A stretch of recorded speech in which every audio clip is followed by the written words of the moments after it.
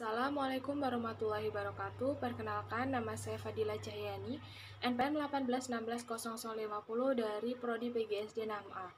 Pada video kali ini, saya akan menjelaskan tentang problematika pendidikan di Indonesia. Video ini dibuat untuk memenuhi salah satu mata kuliah, isu masalah dan inovasi pendidikan SD, dengan dosen pengampu Ibu Marika Jessita Not, MPD.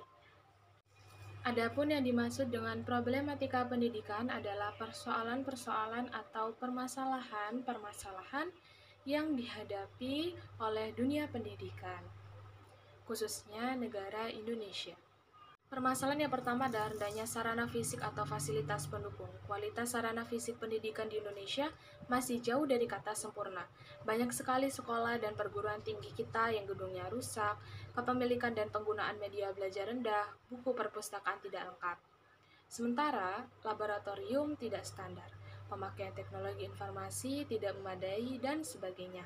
Bahkan masih banyak sekolah yang tidak memiliki gedung sendiri, tidak memiliki perpustakaan, tidak memiliki laboratorium, dan sebagainya. Rendahnya kualitas sarana fisik tentu mengakibatkan tidak efektifnya proses belajar mengajar. Solusinya yaitu meningkatkan anggaran pendidikan untuk meningkatkan sarana dan fasilitas pendidikan. Permasalahan yang kedua adalah rendahnya kualitas guru. Banyak guru di sekolah-sekolah yang bukan berasal dari universitas, yang bukan diperuntukkan untuk menjadi guru. Bahkan ada guru yang bukan dari lulusan sarjana. Maka dari faktor tersebut, banyak guru yang tidak dapat mengajar dengan baik. Karena guru tersebut tidak mengetahui bagaimana cara mengajar, serta membimbing peserta didik dengan baik. Faktor lainnya yaitu kesejahteraan guru juga kurang diperhatikan. Banyak guru yang masih mendapatkan pendapatan yang sangat minim. Oleh karena itu, banyak guru yang bekerja sampingan atau banyak guru yang mengambil pekerjaan di dua tempat dan menyebabkan guru tersebut kurang fokus dalam mengajar. Seperti sekedar hanya memberikan materi kepada peserta didik, tanpa memberikan bimbingan kepada peserta didiknya. Faktor lainnya yang berkaitan dengan kualitas guru di Indonesia yaitu banyaknya guru yang tidak dapat menyesuaikan diri dengan perkembangan zaman.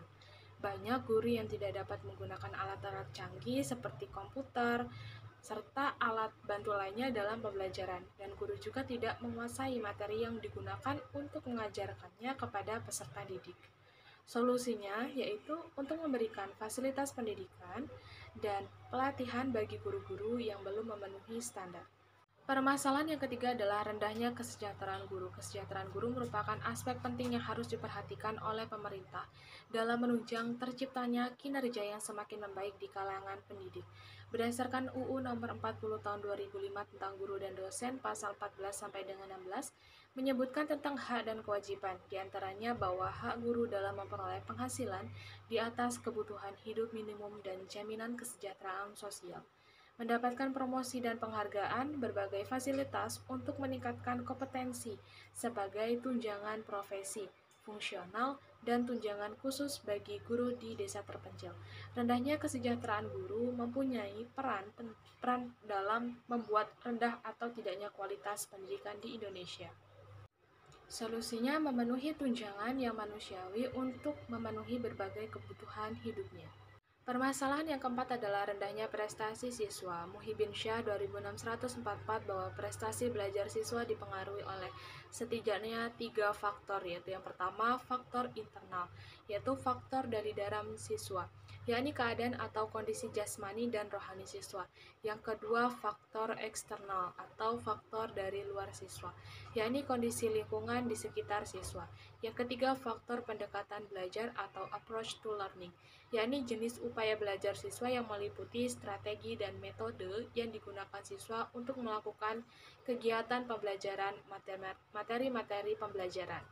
Dalam skala internasional, menurut laporan Bank Dunia, Granai 1992, Studi IEA International Association for the Evaluation of Education Assessment di Asia Timur menunjukkan bahwa keterampilan membaca siswa kelas 4 SD berada pada peringkat rendah.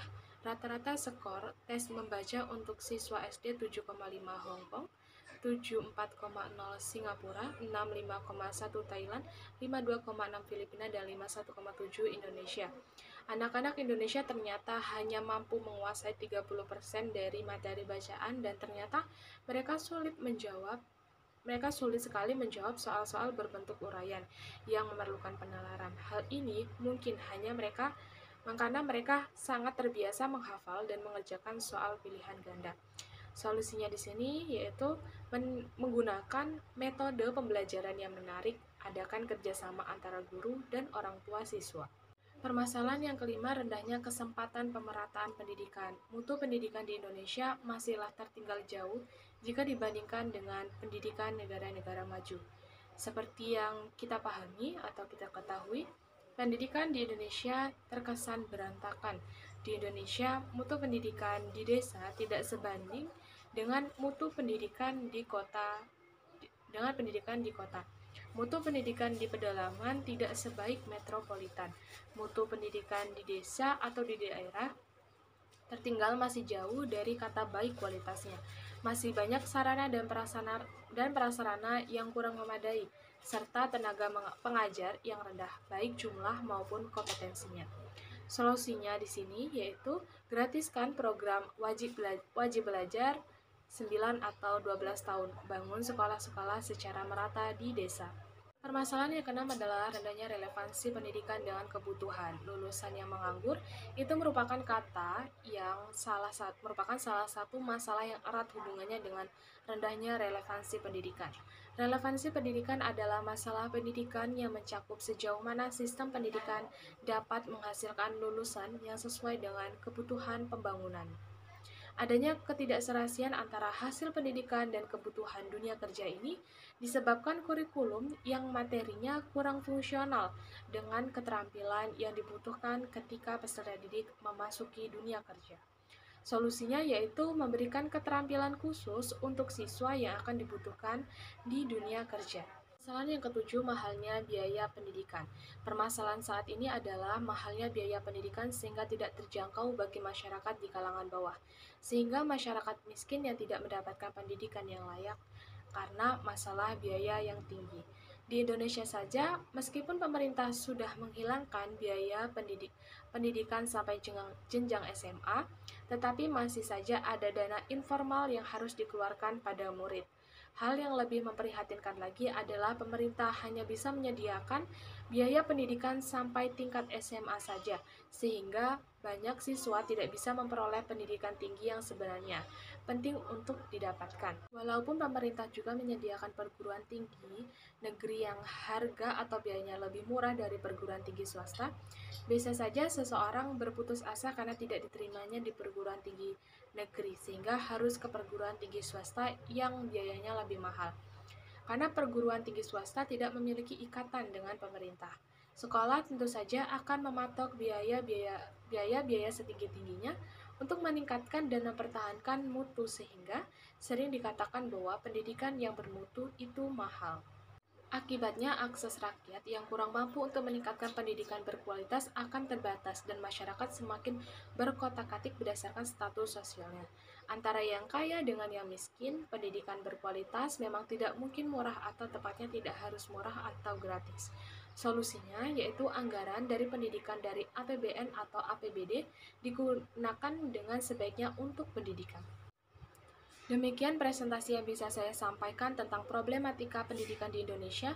Saya mohon maaf apabila ada kesalahan kata atau ucapan. Saya akhiri. Wassalamualaikum warahmatullahi wabarakatuh.